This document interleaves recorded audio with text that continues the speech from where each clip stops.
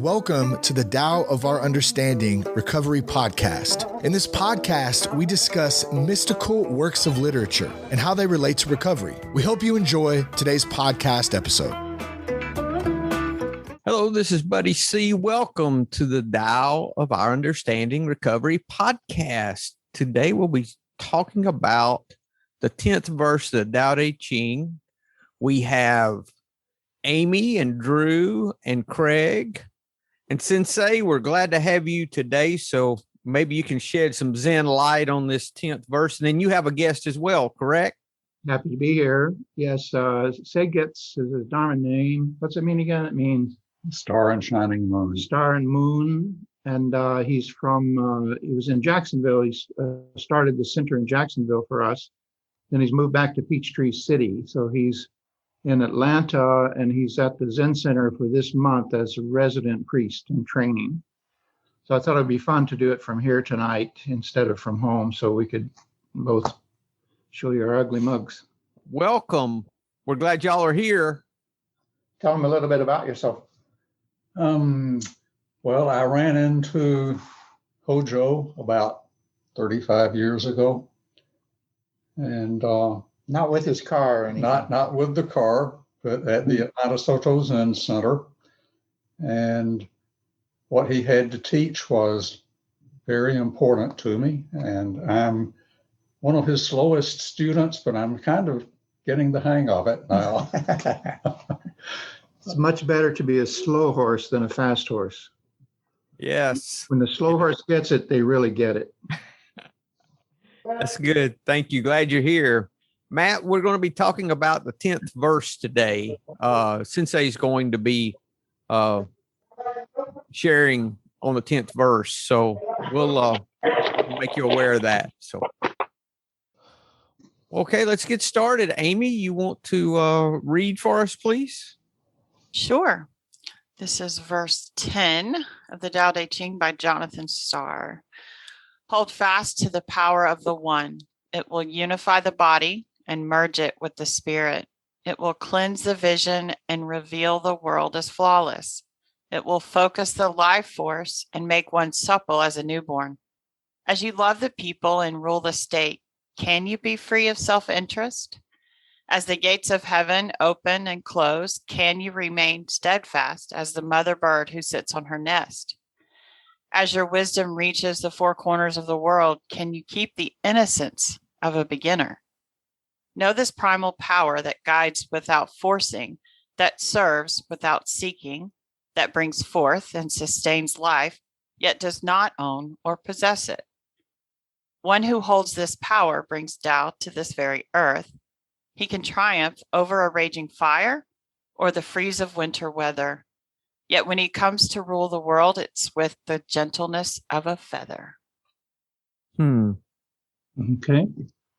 Sensei, I think that is a description of day. Te, as in Tao Te Ching,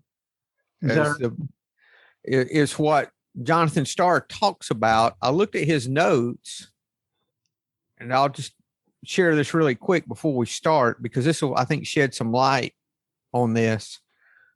He says that this is talking about the day, which translates virtue, power, character, moral force, truth, integrity. Each of these words reflect some aspect of day, and the combination of them all suggests a fuller meaning of this mysterious principle. When the absolute formless principle of the universe, Tao, operates in one place through a particular form, it becomes day. I'm going to go ahead and finish this real quick, if you guys don't mind. And if you have the Jonathan Starr commentary, I'm on page 260. I know Craig has it. So it's the fullest expression of life, talking about day, as in Tao Te Ching, which naturally reveals itself as moral excellence, generosity, kindness, unconditional love, selfless action, and spontaneity. Days embodied in the sage and his actions. And it's interesting here, they said that the Chinese pictograph for day is comprised of 3 symbols. The first one is 10 eyes and a curve. which means flawless, perfect, not curved in the least. The explanation is that if 10 eyes look on something and find no curve or fault, the observed thing must be perfect. The second pictograph's a human heart. Represents higher human feelings, moral rectitude, one who does not deviate from the truth. And the third pictograph is a foot taking a step forward, which means to go, to walk, and signifies action, movement, and expression. So day is not so much perfect heartedness, but its expression and the action that gives rise to it. Day literally means perfect hearted action, action which does not deviate from the heart, the flawless expression of the heart, or perfect action based on love. And then he goes on to talk about that day is similar to, he says, to the Indian concept of dharma, which you talk about often, and the Christian concept of grace, that day would be similar to grace. Or the power that comes to one who follows the will of God. St. Augustine said, first love, then do what you will. And when there is love, one's actions reflect those of the universe itself. One's actions are virtuous, righteous, noble, perfect, and always in harmony with the truth. I think I remember Joko Beck from our study on that she said that when, I believe she said, if I remember it correctly, that when you get rid of selfishness, that all that's left is love. And of course, she said you get there through sitting. And so I thought that was a good background on day. So we're interested in hearing your comments, Sensei. Okay, well, I'll just jump in. First, from a Zen perspective, Taoism, of course, when Bodhidharma went to China and transmission of Zen through China certainly picked up Taoist influence along with Confucianism and some others. But my, and I think we've talked about this before, my basic impression of the difference between the two, they both look at life as kind of a test. In Taoism, I think the idea of the Tao, the Great Way, and the word way with a capital W is often used in Buddhism, and they'll often say the Buddhist way. And so I don't think they mean to separate the Buddhist way from the Tao, way of Taoism. This difference is very subtle, I think. That in Taoism, the way is the way of nature, the law. So that's its relationship to the term dharma. Dharma means law, like the laws of physics or the law of how things work. Dharma has a lot of meanings. I'm sure Tao does too in China. But the individual person can come into harmony with the way, or they can go kicking and screaming, into that dark night. They can resist all the way. And if you come into harmony with the way, that means you suffer a lot less. So they're similar in that Buddhism has the Four Noble Truths and says, this is the way it is, take it or leave it, existence of suffering and embrace suffering, etc. And you can mitigate to some degree suffering, but you cannot eliminate suffering. According to Buddhism, sickness, aging, and death are built in. The mutually inflicted and self-inflicted suffering that we visit upon each other and upon the planet and the other species and so forth, that can be stopped, according to Buddhism, through individual insight. The revolution in Buddhism is sort of begins at home and has a ripple effect. So Taoism, where it was a not quite a Confucian social structure as such, It was more, I think, a portrayal of the natural realm of which human beings are part.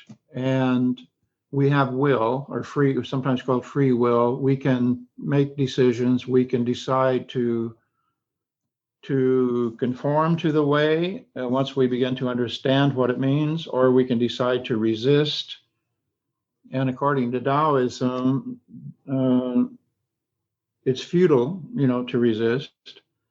And a lot of the teachings in Buddhism in Zen point out the futility of certain ways of trying to approach life. And so our posture, Zazen posture, for instance, is a posture of surrender. You can't fight or run when you're sitting cross-legged, and so on. So there's a lot of parallel constructions. But I think in general, I would say the difference is that Zen is very much a program of personal action. And it begins with right meditation on the Eightfold Path. And that is the main method that is prescribed. Taoism, I think, is more a philosophical viewpoint of existence. And it would be more closely associated with Dharma, with the teachings of Dharma.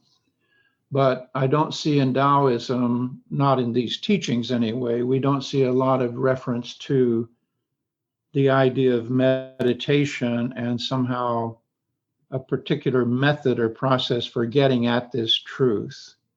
It's more like doing a headset adjustment. But let me run through this verse quickly. The power of the one, it will unify body and spirit. The one is also mentioned widely in Chinese Zen literature, in particular, Chan. You will, as long as you remain in one extreme or the other, you will never know oneness, is a line from one of the early poems.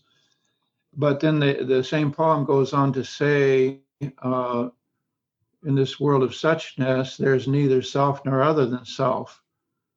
And so there's not two, rather than say that we assert that all is one. It's more, the most we can say is not two.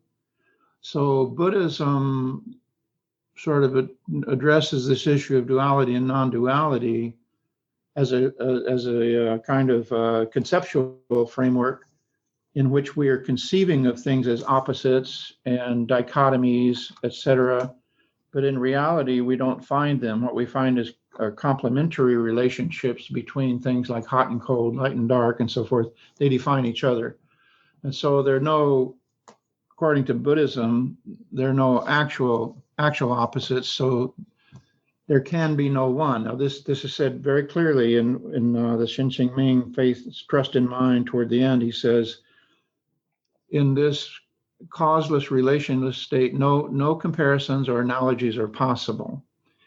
So I think this is also making another point that I want to make as a point of differentiation. Zen is kind of all about the observer. It's about you. And it's about your coming to a kind of insight into the causes and conditions of your existence, and indeed of all existence, that is thought to be genuine.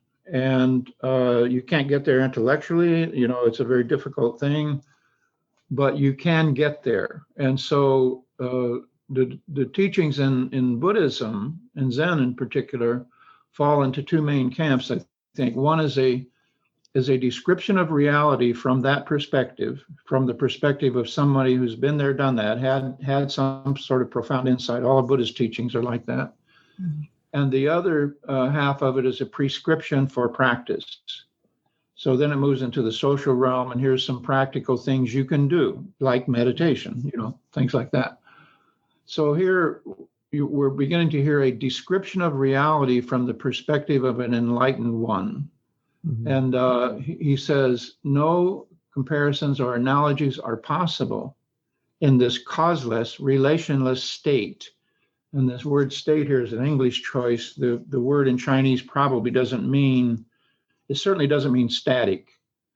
This mental, this original mind that opens up through our insight, through our practice, is nothing is not static. So it doesn't mean state in that sense as something permanent, non-changing, etc. But nonetheless, in this causeless, relationless state. And he goes on and says, take motion in stillness and stillness in motion. This is a famous old dichotomy in Japanese or Sino-Japanese called mokurai. Matsuoka Roshi's second volume of collected talks is titled Mokurai after this. It's kind of like the resolution of opposites. It means stillness and is thunder, silence is thunder. That's how we get our silent thunder name for our order. So he says, take motion in stillness and stillness in motion. Both movement and stillness disappear. And he's talking about experience here, direct experience, not conceptual. Both movement and stillness disappear. When such dualities cease to exist, oneness itself cannot exist. This is what I'm saying. This is why we don't say all is one. We say the most we can say is not two. When such dualities, and he means all dualities, cease to exist, oneness cannot exist. Because if you think about it, oneness is a duality set up against the many, right? So, and he says, no law or description applies to this ultimate finality.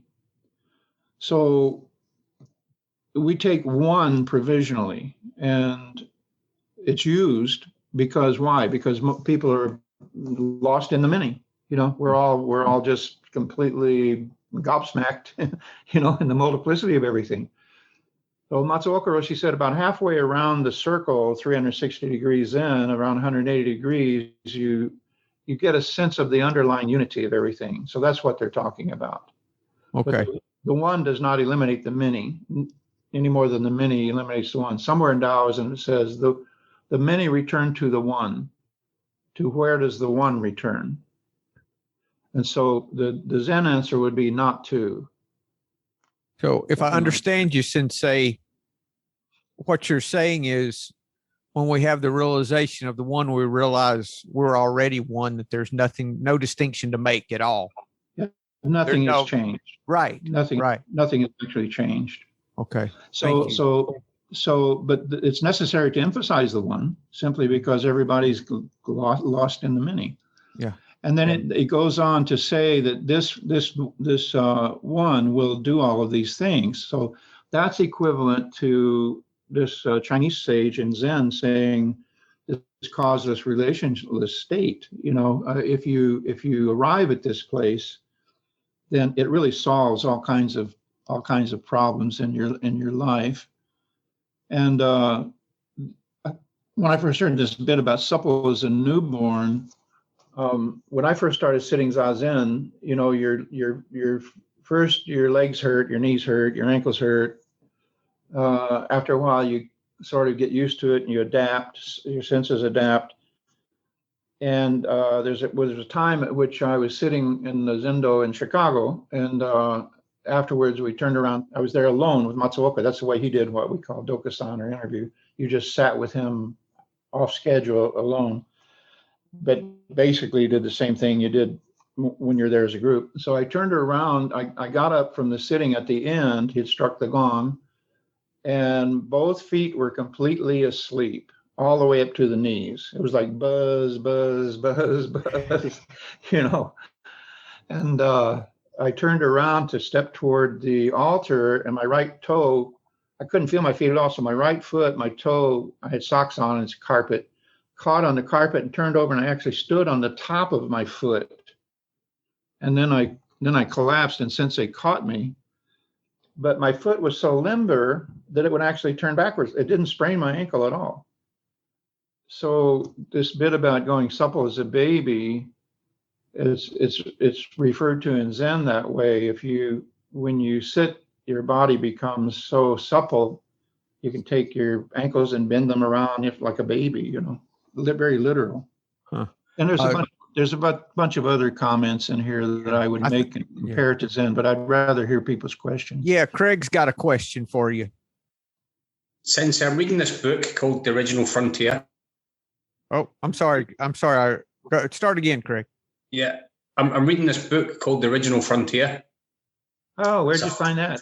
It's a fascinating read. It's absolutely fascinating. Real turkey. I'm kind of slow off the mark. I picked these books up, and I think I put them into my reading list. And I picked this up the past couple of days. And I'm really, really enjoying it. And just when you're talking about the dualities, it reminded me about the part where you were talking in the book about the mind arises out of the body, which seems obvious. That the body also arises out of the mind is more challenging. Could I just ask you about that? Because I cannot get my head around that. I can see how the mind can come from the body because it is part of the physical being. But I'm kind of struggling with the other part of it, that the body arises from the mind. Right. Could you maybe expand on that a little bit? Because it might be. I've not slept for a week thinking about this. Good. It's beginning to work. The podcast I'm writing to record now, the first bit of it went out last Monday, I think. This Monday, it's on the Shurangama Sutra. And I highly recommend the Shurangama Sutra to you to read. I wouldn't recommend it to just anybody. It's just a real, I told somebody I'm pretty crude. Excuse my language. I come from a country situation here in Southern Illinois. I said, it's a real bitch. I said that to somebody the other day. And then today I amended my language. I said, it's a bear.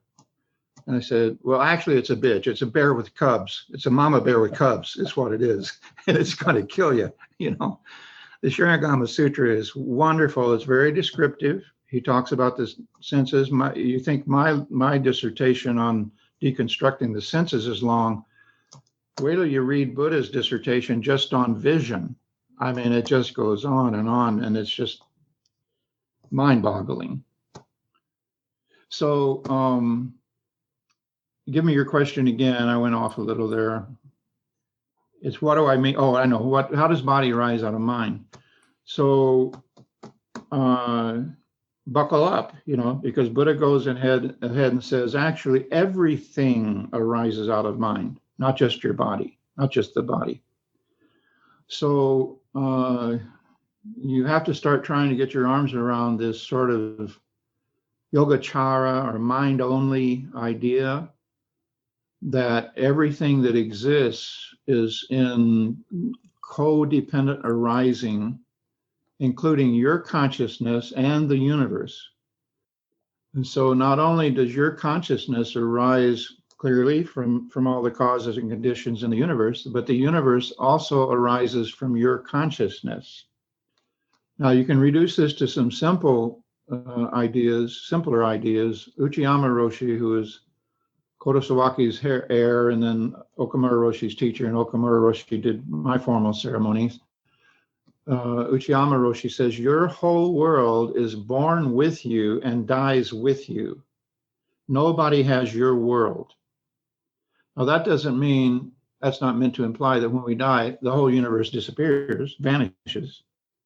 It's just that there is nobody else that has your unique perspective, your unique Dharma location in space-time. Yours runs down the center of your spine from the top of your head. That's your axis 0 in space-time. Mine is here, so ours are not the same. But this idea that reality rises from mind, you would have to put a capital M on it. When you say mind rises out of body, you could put a lowercase m. And you could say the analytical mind comes from the brain. The brain is the organ of the mind. The thinking mind, citta, discriminating mind, just as the objects of sight are vision, color, light, shape. The objects of sound are sound waves in the air or in the water. The object of the sense of touch is heat, cold, friction, etc. So each of the senses comprises what is called a dhatu, or realm, in which there's an organ, an object, and the field in which it occurs. When you come to the sixth sense in Buddhism, mind, it's also true, and the brain is the organ. but mine seems to have an escape hatch or something. It can go beyond its apparent limitations. And for instance, they're speaking of the power here, this primal power that guides without forcing and so forth. In Buddhist circles, that would be akin to qi, or qi in Chinese, qi, the life force. And the theory in qi in the martial arts is, and in healing, process of Chinese healing and Zen or Buddhist Zen healing, is that the key of the body, the key is in the body, the life force is in the body, obviously, but the life force is also in everything in the universe. And the theory is, and there's some techniques, actually, some methods for doing this, for working on this, the key of the body can tap the universal energy, the universal key. Seigstsu here went through cancer at one point, and he had to have some operations and things, and he and I went through a chant called Hakuin, who's 18th century Rinzai master that you're probably familiar with, his Nikon Tanden chant. And it goes through this visualization in which what you're doing is using your breathing to tap the key of the universe so that it enters your body and heals. And you do that through the key of the body. So in each of these cases, you can say you have a personal power, Joriki it's called. The power of others is called Tariki. And you have a personal source of ki, which we say is in the pit of the stomach. And that's what we tap when we're doing meditation. But that key can also, in a sense, tap the outer key of the universe, and so it can begin to flow through you. These are all like Chinese medicine, Eastern ideas. But if you try it, you find out it really works. And Seigstsu can testify to that. So to say that body comes out of mind is one of those kinds of connections. You have to admit that mind and body are intricately interrelated. You can have a mental illness that causes you to be physically ill, right? And there's another part of this is that through the process of gestation, and being impregnated, gestation, conception, growth of the fetus in the womb, and so forth, the mind is also present and growing. And so the two it's called interdependent co-arising, the 12-fold chain, is the way Buddha expounds this general theory of how everything comes to be the way it is. There is nothing that is not a cause. There is nothing that is not an effect, but it's not simple linear causality. They each mutually modify and create each other. So this, I think, is the way we understand body arising out of mind. Did you add anything about the key? Hakuin had two very interesting things to say, and Sensei has just gone through one of those. But another is a visualization that you led me to called the soul cream visualization, which is where you envision a healing medicine on top of your head. It's in the form of an egg, like a big ostrich egg. Yeah. And so you if you visualize this, you sense it penetrating your skin, dripping down on your shoulders, going through the rest of your body. The egg cracks. Or my visualization was it was a chocolate Easter egg, and so it just melted. That's even better. So you sense this coming through your entire body, going down into all of those areas that are really unhappy, sick, full of cancer. And you begin to see your body is completely interconnected. You begin to see the cells in your body is making really lousy decisions, deciding to divide without limit. And it gives you an opportunity to, if you will, talk to the cancer and persuade the cancer that if they continue, or it continues in doing what it's been doing, that not only will it kill you, it's going to kill the cancer. So come on, guys, let's find some way of living harmoniously together. So I'm not sure where I got off on all this. So they probably had roots in Taoism and earlier practices in India, like Vedic practices. But thank you, guys. Thank you, Sensei. Matsuoka Roshi used to say, mind and body cannot separate, intertwine his fingers. And he'd say they are intricately interrelated. But it's not a matter of which comes first. It's not a first causes argument that mind comes first and then body, or body comes first and then mind. It's not like that. Codependent origination. And just while we're talking about the book as well, I've not looked at my seat in my van the same since I read the part about you talking about would understand what goes into actually making a chair and its function. It's not just a chair. So it's no longer a seat. It's no longer just something that I sit in. It's something that I can relax in. It's something that has so many different functions. And I was just blown away when I was reading that part in the book. And I said, you have to actually understand what it actually is. And I'm thinking to myself, how can people sit and design so many different chairs? Yep. It's a classic problem. And, we don't really need another chair, but it's still a legitimate problem to take on. Sensei, I have a question. Does anyone else have a question right now?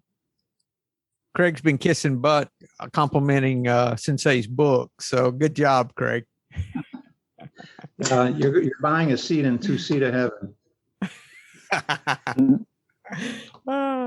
Any questions? That's going to cost you more. Any questions, guys? Sensei, I was looking at this whole verse together about the characteristics that I'm seeing of, I guess, the characteristics of day, the characteristics of virtue. Someone who could love the people and rule the state and be free of self-interest, could remain steadfast like a mother bird, could keep the innocence of a beginner, even though their wisdom's reached the entire world.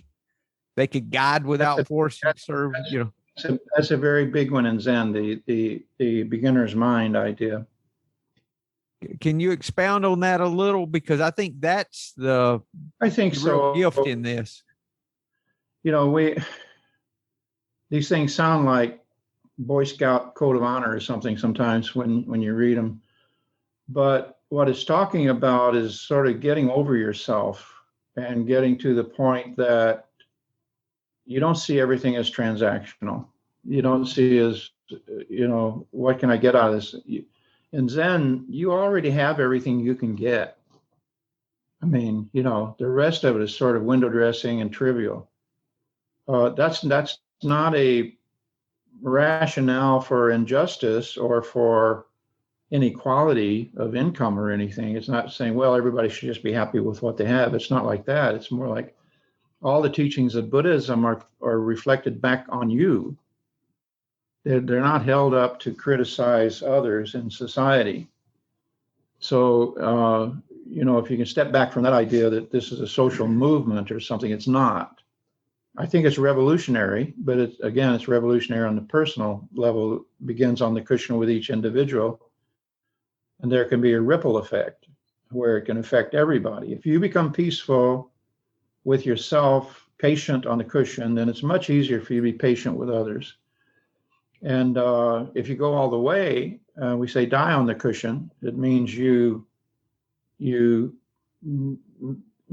say you get to a point where you don't really want anything that you don't already have.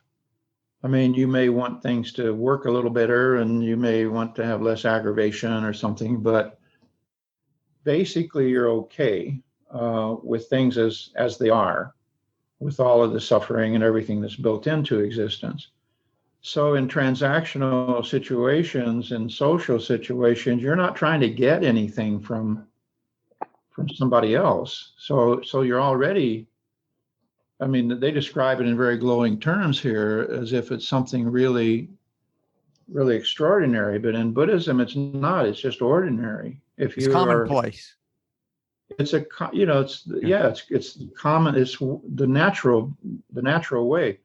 Our meditation is the natural posture. Our breath. We try to find the natural breath.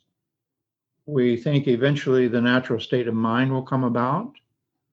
And if you become okay in your own skin and okay with your own set of circumstances, then you're probably going to be able to go into the social realm with bliss bestowing hands. You're not going to be like most people that we see on TV, where everybody seems to be competing to get something, and they often don't even know what it is. So, but that again does not step aside from social justice. It doesn't use karma to make excuses or anything like that. It's just that for you on the personal level, and this is why I'm saying Buddhism is different, Zen is different from Confucianism. Although Matsuoka Roshi would say the Zen person has no trouble following the sidewalks, is the way he put it. We don't have any trouble conforming because we're radical nonconformists at home or internally. So the levels on which we can conform, unless of course there is injustice or people are waging war, are relatively trivial. Yeah. So it's a little like jihad in Islam. If you win the war within yourself, you're going to be capable of bringing world peace or bringing peace to a given situation because you are peace.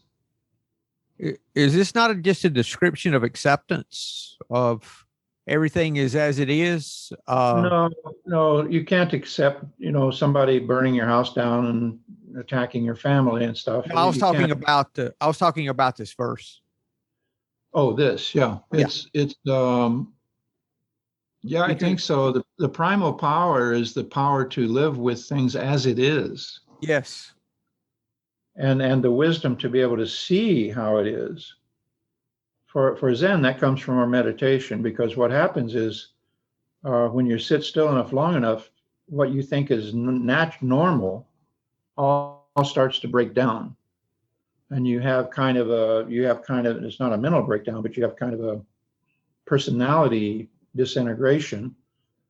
And then you can rebuild your personality on a better foundation. But that has to be done before you can engage socially. And that's what they're getting at here, this power that you find, the power of oneness. And again, it had limitations semantically, as we discussed. But if you truly assimilate that power, I call it ki, or call it itself is neutral. It can be used for good or bad. But if your intentions are such that you don't want to cause any harm, do no harm, the first precept, then this gives you the power to live that out in your daily life, regardless of circumstance. Do you think of this as being a description? It seems to me like talking about the primal force there, guiding without forcing, serving without seeking, brings forth and sustains without owning or possessing. That could be a description of... That's because everything's impermanent. That's because everything is... Sensei said it's round and rolling, slippery and slick. Yeah. You can't get hold of it. The more you try, like a wet bar of soap, it pops out of your hands. That's being the observer, right? Like you're talking about. Yeah. Taking the backward step, letting it come to you. Quit chasing it. Quit trying to change it, trying to influence it. Unless, of course, there's an emergency and you have to take action.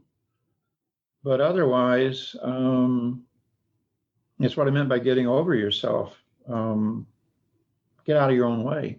Okay, I got a real important question for you, Sensei. What's the minimum number of minutes that I can meditate a day and make this happen? It takes what is called a shana in Sanskrit, Ksana. It's the absolute smallest duration of time. That's what it takes. Can I just ask if I can pay somebody to do it for me? You can try. You can pay me a lot of money. I'll see if I can do it. There is a guy called Gempo, I think, he was offering guaranteed enlightenment for $20,000. Payable up front, of course. The Sotos in Buddhist Association really stomped on him. It's really funny. He didn't mean it as a joke, by the way. Yeah. Oh, that's good. That's good. I remember when I asked you how long I should meditate, and I think your answer was as long as I need to, something to that extent. I'm like, that's not what I want to hear. I want the easier, softer way. I want to do this the easiest way I possibly can, like everything else in my life. I coined the expression, sit still enough, long enough. Yeah. That's my expression. And of course, it begs the question, how still is still enough? How long is long enough? And the answer to both of those is, if you have any doubt at all, it's not enough yet. Right. You'll know for sure. But since that's all I love in Zen, that the premise is just sitting with no agenda, no goal. You just learn to sit. And for me, you end up having goals, but you sort of see through them and discard them. Right. Exactly. Say gets to answer a couple of questions here. He's in training. He has to get used to being on the spot. So what I was going to say is, for how long you should sit still enough, long enough, and something will happen. So when that something happens, send me a postcard. I'd like to have some objective verification that what I said was true. It is sit still enough, long enough for you, and that may take a lifetime. I'm still working at it. Matsuoka, you say, sit until you forget there's somebody sitting. Mm.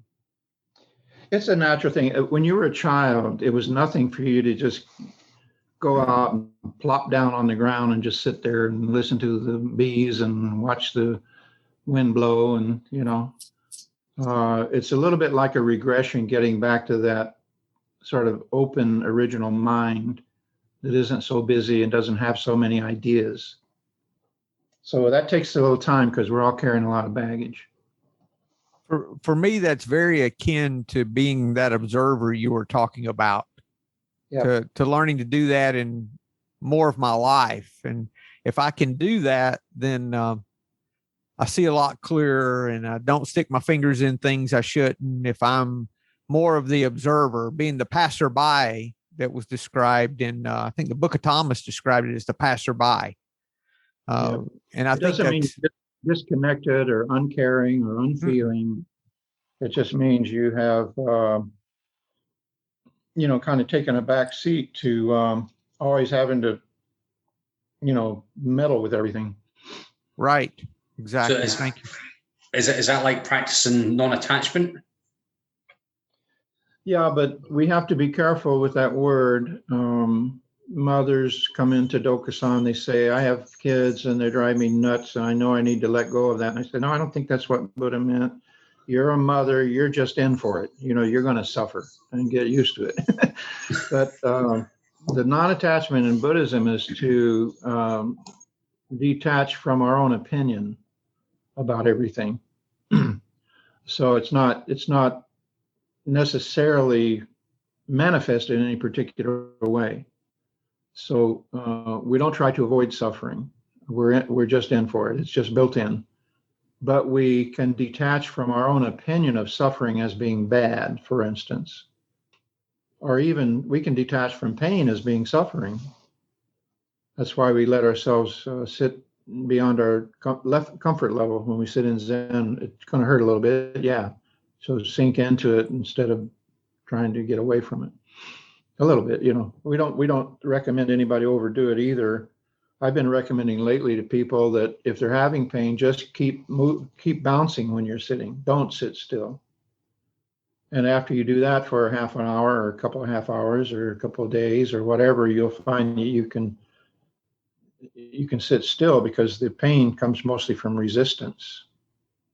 Again, you sit down on a clump of moss or something and sit there and bounce and look around, If their legs start feeling cramped, they just move them. So we're kind of returning to that innocent approach. Yes, from resistance, right, Amy? Pain from resistance, not from the pain itself. It's from resisting the pain. Mostly. Mostly, yes. Huh. I would make a suggestion for anyone, being I've gone to one multi-day retreat. Before you go, I would suggest sitting in a straight, something that you have like a stool or on the front of your chair for multiple periods of time to start getting your back used to being unsupported. Yeah. And maybe you won't hurt as much those first 2 days with your back. Well, that's what happened to me. Do the rocking motion, rock back and forth, left and right. That's what babies do when they first learn to sit up there bouncing around. That's quite an experience. I've got another one the 1st of July. So that's you went to the last one at Watershed? Yes, sir. And then I'm going to the one the first week of July. Yeah. So in a month or a little less than a month from now, actually. So any other questions for Sensei, guys? Because we pretty much covered the verse, and we had a good talk on meditation too, and being the observer. And well, I'm going to start calling people out here. How about Drew? Hi, Sensei. How are you? Good. How you doing? This is Roger. Good. Roger. Drew. Right. Hi, Roger. I don't have any questions. I really enjoyed y'all's topic. Have you got the book? Sorry? Have you got the book, The Original Frontier? No, I haven't. Yeah, got to get the book. You got to get it. Well, if Buddy could post a link to it in the Facebook group, then that would be great. Yeah, it's available on Kindle now.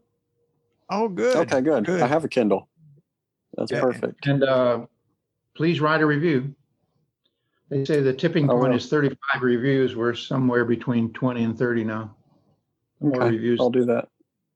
And I also... If you have any questions, just contact me by email, and I'll be happy to answer your questions directly. And since I'd like to take a month and 1 month do questions from your book too, once we have... That would be fun. But I do put the link... You put the link in the chat? I put the link, I will, and I also put the link in the episode notes for the podcast. So anyone listening, the link is in the notes for the podcast too. Great. So I'll find the link and send it to these guys as well. So is it still Matt or is it Matt still? Hi, it's Matt. Hey, Matt. Still Matt. I haven't really got any questions.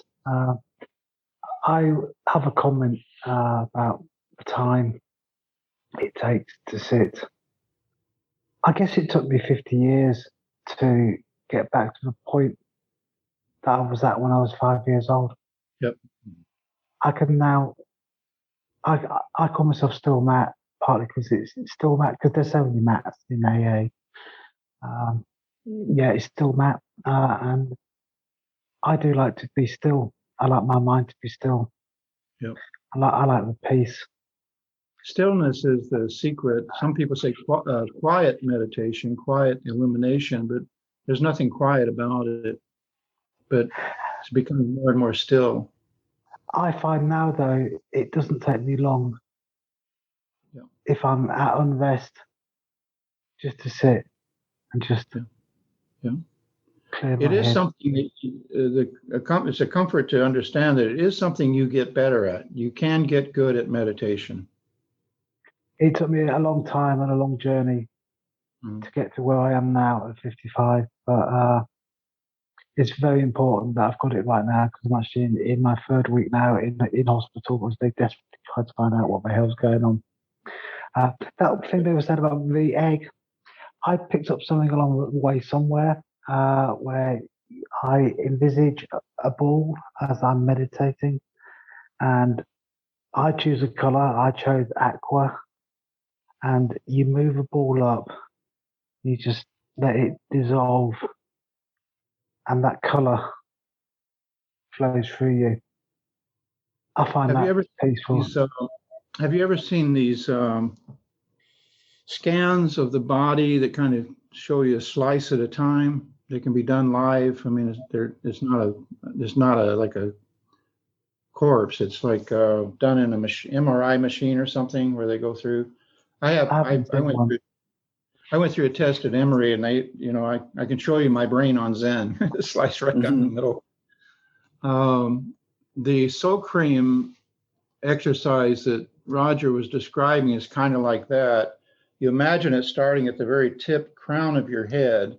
And those of you sitting in meditation can try this. And if you want to talk about it more and get a little more detail, I'm actually thinking of trying to do a video where they put like a red line, like one of those laser levels, where you can see a red line, and the red line will drift down my head like this at a very slow pace. And I will talk everybody through this visualization as it goes. It goes all the way down, and it comes back up to the middle of the stomach and bubbles and bubbles and bubbles. It's like a kind of a thoroughgoing thing. But the soul cream is like that. It doesn't run down the sides of your head like melted chocolate would.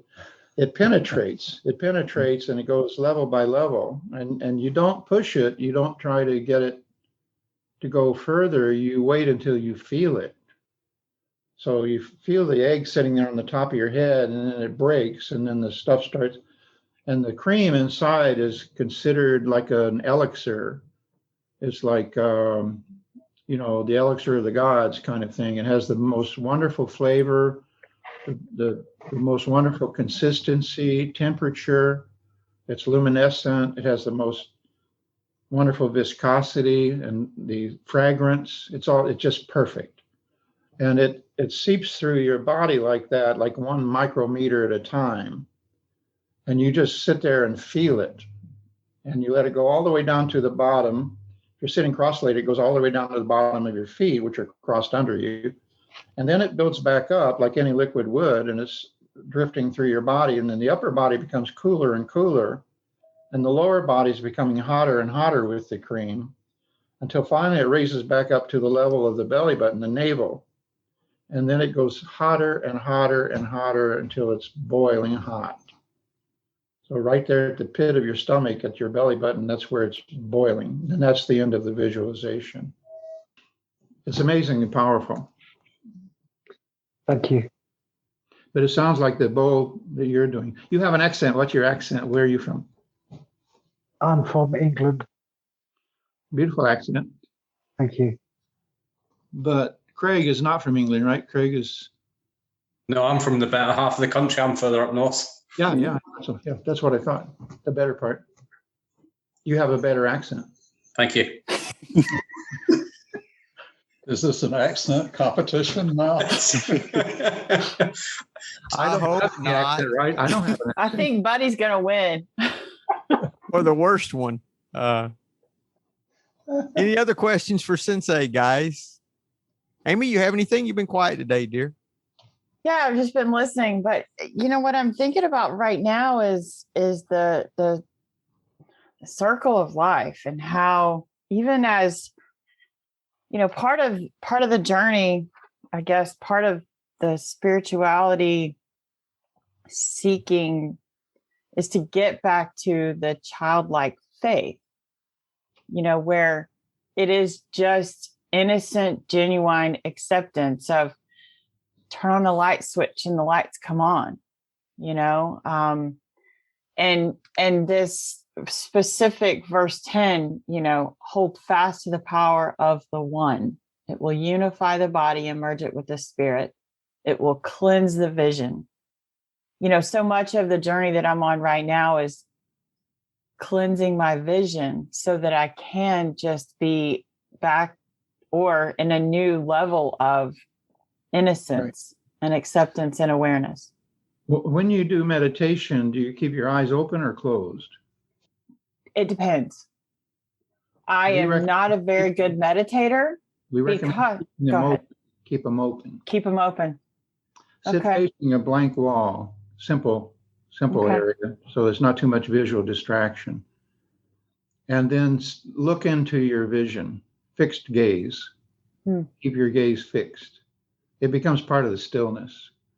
And you may start to see light, color, movement, stuff that's shouldn't be there. It begins to break down. It's like an LSD trip. You start to see what you're seeing with, basically. Well, maybe that's the whole key that I've been missing. See, maybe I'm keeping my eyes closed and I need to keep them open. Don't keep them closed. It's a cheap high and it's legal. Well, sign me up, Sensei. You may have just said exactly what I needed to hear to increase that journey. You have to still enough long enough. Okay. Challenge accepted, I think. That's a challenge for me. Another part of that is sit still enough, long enough, and something will happen. Yes. I did pick up on that earlier, and I was intrigued by that comment as well. Sit there long enough until something happens, and I'm going to work on that.